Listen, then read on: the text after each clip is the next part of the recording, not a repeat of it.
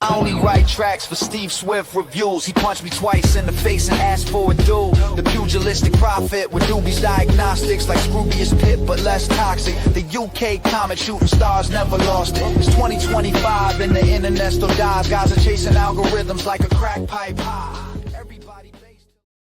Okay, seriously, Steve, I just got to get into this like right away here. We're going to turn this right down so we can have a little bit of ambiance. I am Chris. This is the Bees of Boxing with Steve Swift, which only can mean one thing. The most dubious privilege is mine of introducing Steve Swift. This is Steve Swift. Steve, how you doing today, brother? Good day, sir. How are you? I'm all right, actually. It's the end of the evening. Good for you. You know, it's the end of a good day. Okay. And yeah, right. I'm feeling all right. How are you? I'm doing fantastic. But I has questions, Steve. I has questions about you gypsies. Okay? You British, because it's sorry. Did I misquote? Did I misgender? You can't use the word gypsies anymore. You can use the word travelers. That is the word that you have to use. Oh, why? What happens if I say gypsies? Who well, does you, it, I mean, you, who does you it piss off, Steve? The gypsies or the travelers? Traveler in my day was a drink that you took with you in the car when you left the bar or the party. That's what a traveler is. A traveler is a good time. Okay. These guys are not a good time. I don't know if you've seen the news or not, but let me just play a little something from our favorite. Is he the Grand King or the King Father? Because if Tyson Fury is the king of the gypsies, what the hell is John Fury? Oh, I know what he is. Let's find out for ourselves what he is. Run like a fucking bitch, Carl. Run like a fucking bitch. Where the fuck are you? Hey? The world's been calling me a fucking shithouse. You know me, Lennox. You know I'm no fucking coward. I was gonna fight you in your fucking heyday. Wasn't it true? Did I back away from you? That's right. So put some fucking respect on the name of John Fury and get that fucking Carl fucking here. He wants it, I'm fucking here. And anyone else in the fucking building, look here. The ultimate fucking male. The ultimate fucking male. I mean, there we have it. Stevie's the ultimate fucking male. I think we can have a bit of a discussion about the rules of the criteria for the ultimate male ship, if that's the word I'm looking for. What I loved about that was that he comes in looking for Carl Froch, and the whole idea is he can't find him because Carl Froch has run like a bitch. So he can't find Carl Froch. He then sees Lennox Lewis, who is cool and fantastic as usual, this specialist, and talks to him for a while. The whole time he's doing that, Carl Froch is standing side by side with Lennox Lewis. So then here's my question, Steve. Okay, first of all, I have a few. Oh my God, I have so many questions about this. First of all, why is John Fury beefing with Carl Froch? I've not seen any. I don't know.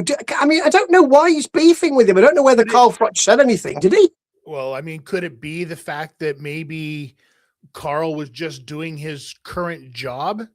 Now, the second question is, does John know what Carl Froch even looks like? Because he was standing right there. It wasn't like there was Lennox Lewis and nobody else because you couldn't see over the podium from there. No. Now, I could see, like, as you're looking up or whatever, maybe you couldn't see that, but you're definitely going to see Lennox Lewis because he is a beast of a human being.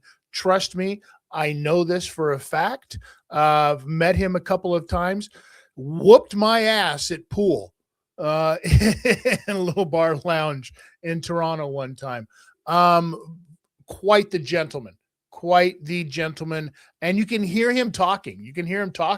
Because John's trying to justify what he's saying and what he's, you know, Lennox. Yeah, I know. Yeah, I was going to fight you, right? Yeah, you were, John. Yeah. I didn't back down from you, did I? No, you didn't, John.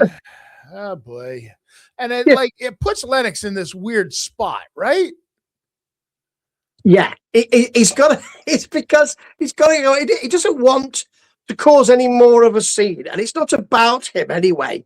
So, as you say, he's trying to. He's always trying to enhance his bona fides. The thing with John is that he's got to. It's a difficult thing, isn't it? Because his son is bringing all of that cash in and attention and all of that. Yet he is the titular head of the Fury family, and in a culture of that nature, really important. I understand. So there's that as well, and all this stuff about I'm a real man and all that kind of stuff. Yeah, Lennox Lewis was just. I'll just keep him sweet. He'll go away in a minute. He'll go away. I mean, you're definitely right. If there's anybody to put the tit in titular, it's definitely John Fury. Is that what you're saying? Yeah, well, I'm not saying that because he could sneak me down, seek me out, and also and shout, "Where's that Steve Sweet?"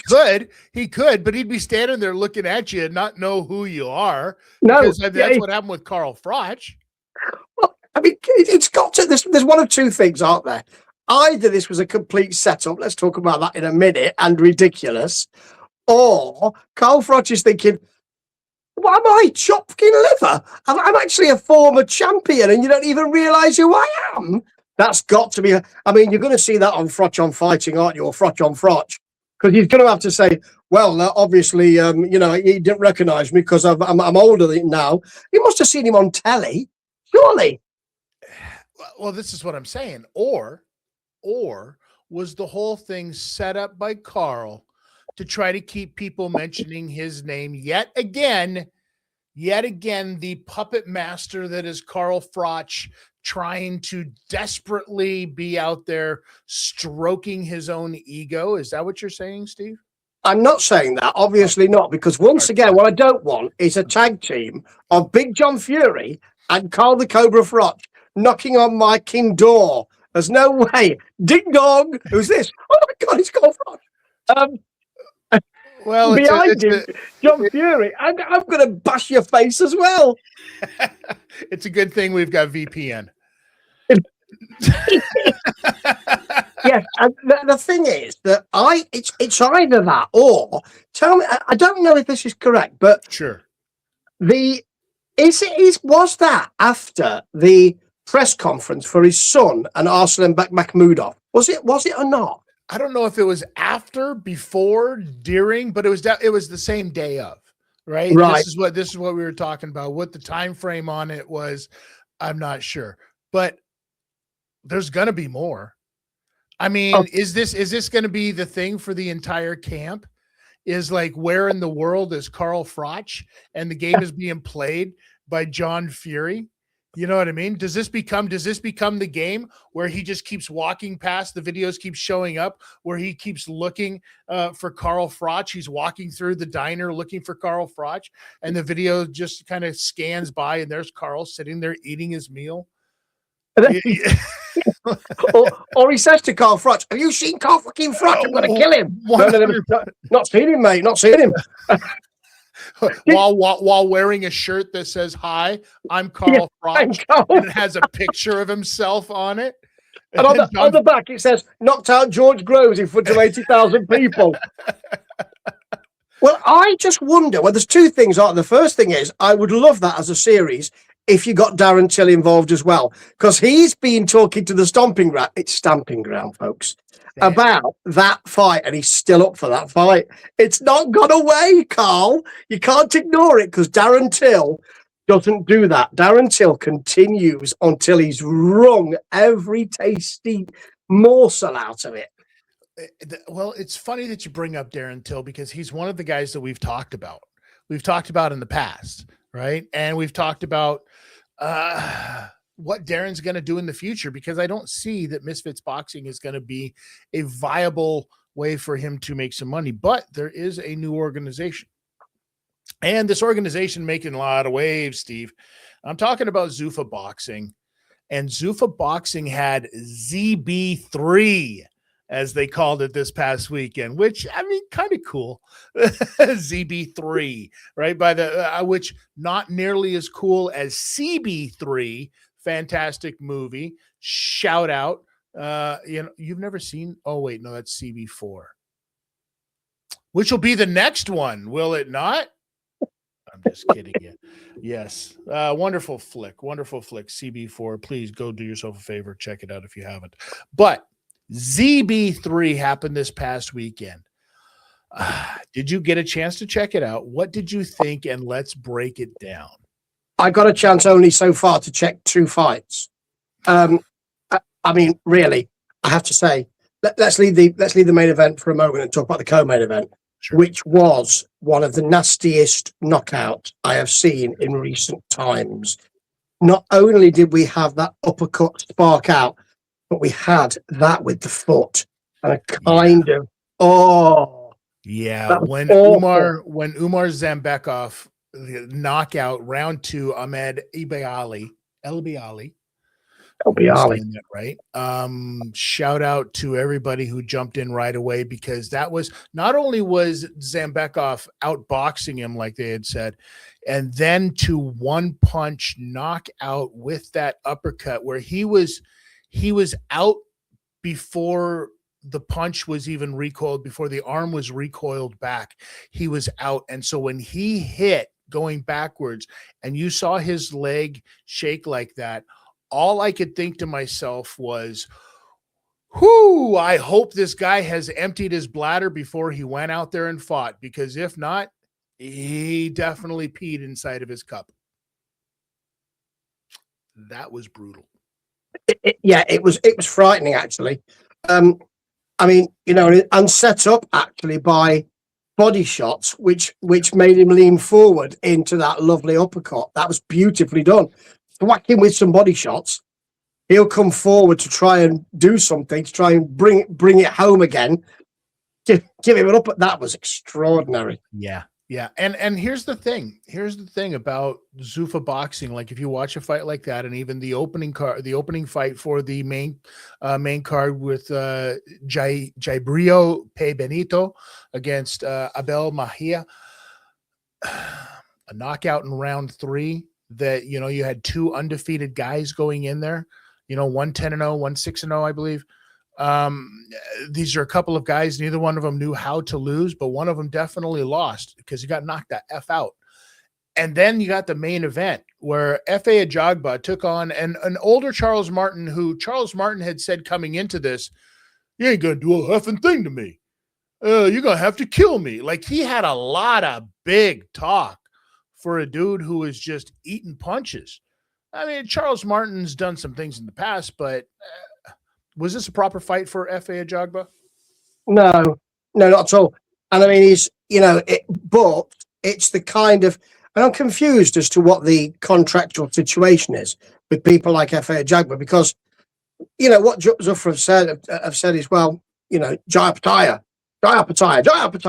And I just wonder what's going on with people like F.A. Ajagba. He's called out all sorts of people, including Oleksandr Usyk. But Dana White, after that event, said, he roasted Eddie Hearn and Oscar De La Hoya, unsurprisingly, but he said words to the effect of, I said I wouldn't work with sanctioning bodies, and we're still not doing that. Well, no, not right now, not as of today, but you will be when Jai Opetaia says, I want to be undisputed. And that's the problem they've got. I mean, I don't know, and I did a podcast about this, I don't know whether or not they're going to hive off that Sunday show. And then the rest of it is going to be like every other promotion in the boxing world that you've seen. I really don't know, but they need to jump in some way. I also think that F.A. Ajagba can call out whoever he wants. Mm-hmm. It's not about F.A. Ajagba, and it's not about Charles Martin. It's about Zuffa Boxing. And if you are unlucky enough to be their main event in these early goings then it's actually not about you. People will remember the event. They won't be talking about FA Jagba pretty much. And that's disappointing for boxers, but it is about promoters. And you don't hear people saying, wow, that Frank Warren, wow, fantastic. You talk about the boxers, but we're talking about Zuffa Boxing, not FA Jagba so much. Yes, I agree with that, but I think that it's probably a little early for that. Because like in the early days, nobody was talking about Nate Diaz. Nobody was talking about, these guys that were coming in off of a show in the UFC and MMA stuff. I guarantee you, as soon as everybody's at work, people are going to be talking about Umar Zambekov. People are going to be talking about, Pei Benito, right? People are going to be talking about these guys. So, and the UFC and now Zuffa has a pretty good way of being able to promote their guys, to create stars. They've done it in the past. So what they're going to have to do, I think it's a little early. I think that we're still creating these stars, but I think that these other guys, like the main eventers, like you're saying, I think they're doing the right thing, because regardless of what you might think about, where they are in the grand scheme of things, by mentioning these other people by name and saying, hey, come over here and fight me, right? We're on Paramount and we're doing really cool things. Come over here and fight me. And he's calling out not just world title holders, he's calling out free agents. Let's remember that at the end of the day, that these are free agents that we're talking about. So you've got, when you think about some of the biggest free agents out there, you've got a guy like Oleksandr Usyk. You've got a guy like, Jesse Bam Rodriguez, right? You've got these guys, but then you've got to think to yourself, well, which weight classes is Dana gonna choose? Because he's already said he's only doing 9 weight classes or something like that. He's not spreading the wealth the way that boxing does, to try to, what we've said, to try to milk money off of as many people as the governing bodies can. So I think you're really going to see a shift in culture in a year from now. Yes, I take your point entirely. And, I'm very curmudgeonly about Zuffa Boxing. Because right from the beginning, I said, why isn't it great already then? I've done all that because the stuff that Dana White has said, I've said all that about promoters. Well, and I'll probably continue to do that, but I take your point.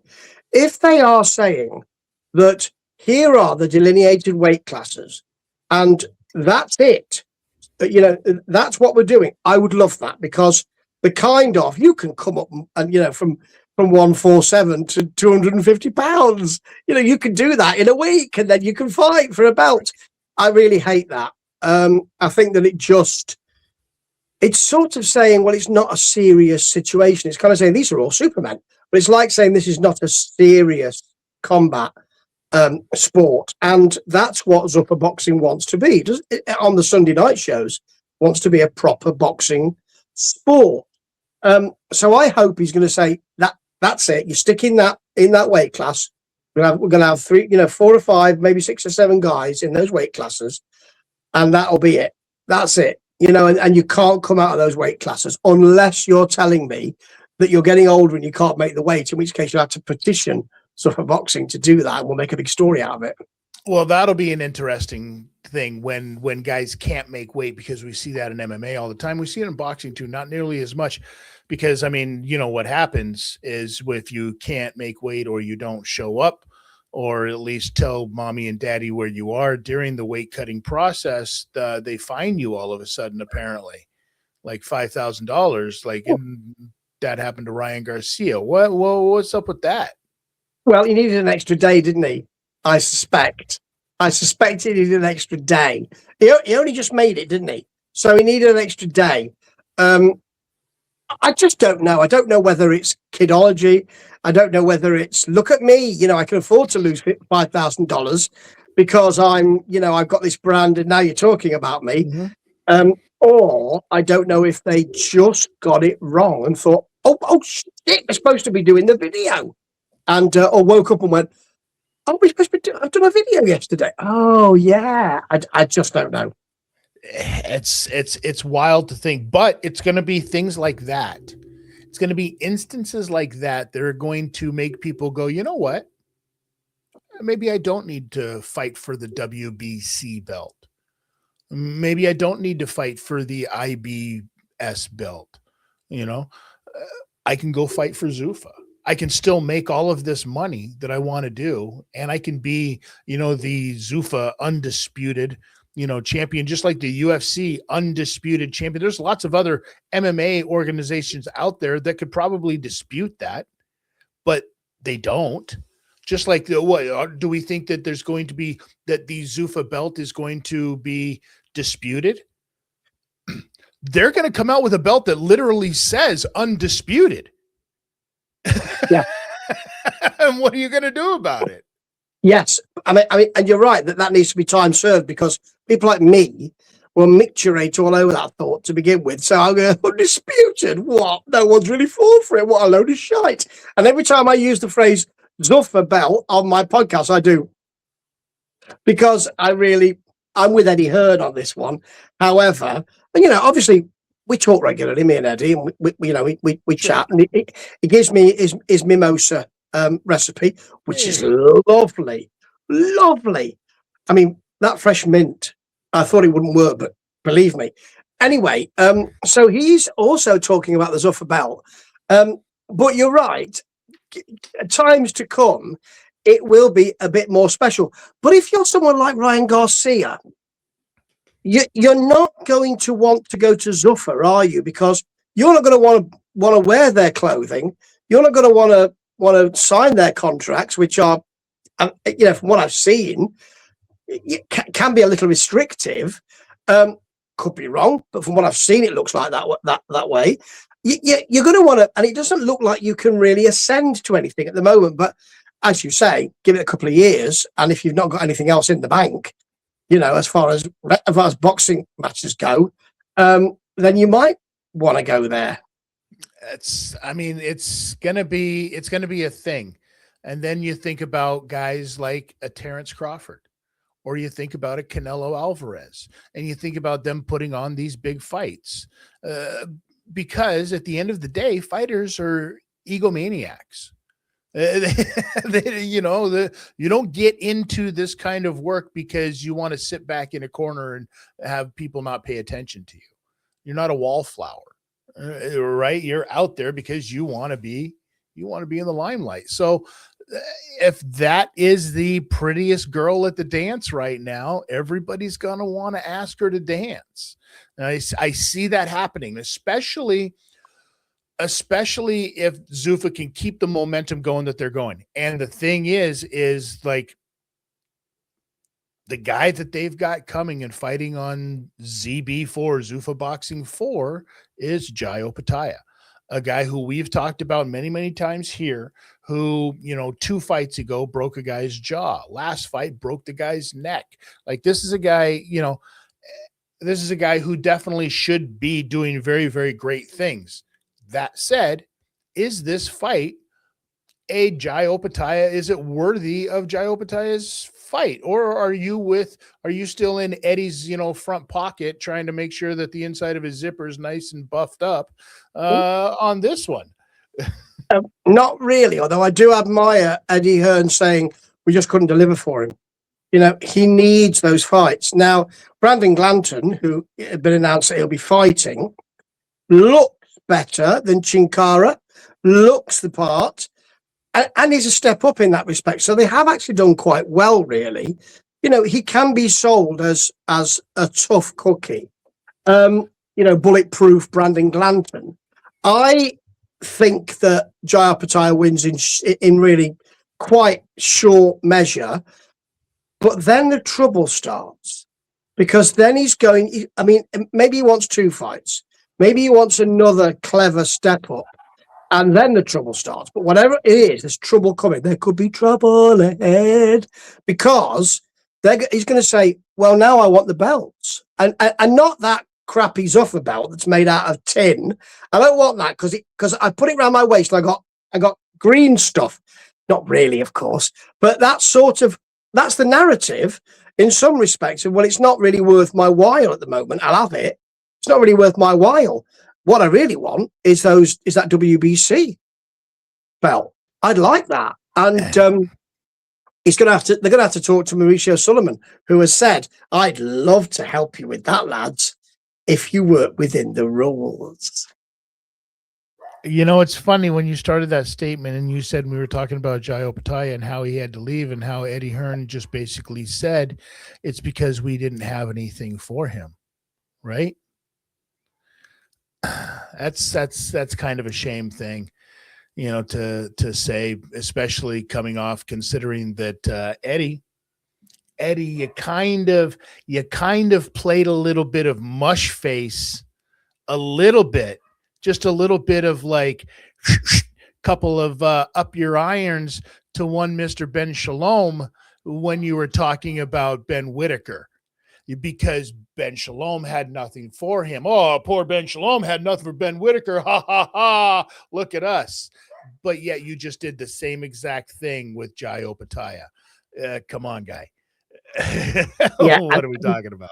And talking of Ben Shalom and Eddie Hearn, if the reports are correct, Ben Shalom has said, okay, BBC, I know we've had some trouble with our main events, but you ain't getting that Jamie TKV and Richard Riakporhe fight either, because that's going to be on, if reports are correct, the Tyson Fury Makhmudov card. That is fantastic for Ben Shalom. You know, I've got a lot of time for Ben Shalom, and I think that's brilliant. And I think it showcases boxer, and it also showcases the BBC to a certain extent. And the BBC will accept another fight because all those fights have been fantastic. So people are coming in who are not watching boxing generally, and that's what they want. So big up Ben Shalom if this is true, and fantastic for Jamie TKV and Richard Riakporhe, honest to goodness boxers. Can't wait to see that and to see Ben Shalom's face when he's looking at Eddie Hearn. You know, you mentioned that, and I would love nothing more after watching this week to watch a fight somehow be set up between a Richard Riakporhe and F.A. Ajagba. That's a good fight. That's a really good fight. Right? That's a good fight for a couple of up-and-comers. Right. And you get some Ben Shalom rub, gets a little bit of rub on Paramount over there. Listen, we saw Teofimo Lopez hanging out at Zuffa Boxing this past week. So anything possible. I mean, it is Vegas after all. So, you know, they can have anybody show up there. They're going to have meetings and they're going to be signing some people. Yes. Everything is so fluid, isn't it? Do you get Riakporhe versus Ajagba, and do you get Paramount Plus for Zuffa? And also a little bit of honest to goodness and marvelous British BBC action. Do you say, I'll show you that main event on the BBC. We'll have that free on the BBC. Nothing else, but that could be on the BBC as well. Because we've already got the Paramount Plus money, because that's probably, you know, that's your worldwide stuff. BBC is the kudos that we need at Zuffa. That would be extraordinary. And this BBC thing, it travels so well. Yeah. And it's head up by a guy who's the young guy at the table next. Right. And literally the way that, you know, the relationship and the back and forth is going to go between Eddie Hearn and Dana White. Dana's going to be looking for some new friends. Yes. I mean, I think that Eddie Hearn's trying desperately I think he's tried it lots of different ways. I think he's tried, I'll fight with you, I'll play fight with you. If you want a war, I'm up for that as well, guy. I think it's great Zuffa Boxing. I really like it, and we get on ever so well. Now Dana White said, words to the effect of Eddie Hearn is not on my level, I think, after the fight. I don't agree, not in boxing. I think Eddie Hearn is definitely on his level. I think, you know, I know he's got the money of Turkey behind him, but he hasn't got the experience, and he's got guys around him. But Eddie Hearn has that experience, you know. You wouldn't be saying that to Frank Warren, but then Frank Warren hasn't been getting involved with any of that. He's just pulled back. Exactly. I think that Eddie Hearn has been listening to John Fury too much. I think there's something going on. Maybe it's the wintertime over there in jolly old England. You Brits need to get some sunshine. Apparently, y'all are going like batshit over there. Is that what's going on? Yeah, we never get any sunshine. There is no sunshine. Well, when we get the 2 days of sunshine in June or July, we complain about it, and then it rains again in August, and we think, it's more like it. Well, listen, like a good man once said, ain't no sunshine when she's gone. Right? Right. And we also know, and even a smarter man said, come to the children. Wu-Tang is for the children. We teach the children. I mean, how can you argue facts, Steve? How can you argue facts? You sprung that on me, you swine. That's what we do here. That's what we do here at the Bees of Boxing. It's like a quick little uppercut. Boom. Because you know what you got to do. You know damn well what you got to do, my friend. You got to tuck your chin. Wrestling, rock, pop, books, films, TV, boxing. All of this is covered on Steve Swift's Rambling Reviews. I am he, Steve Swift, a UK guy. A UK guy. What you get is all of that. And a funny voice, and even a funnier face. See? Steve Swift's Rambling Reviews. Come to me. I've got a review. Just for you. Ta-ta.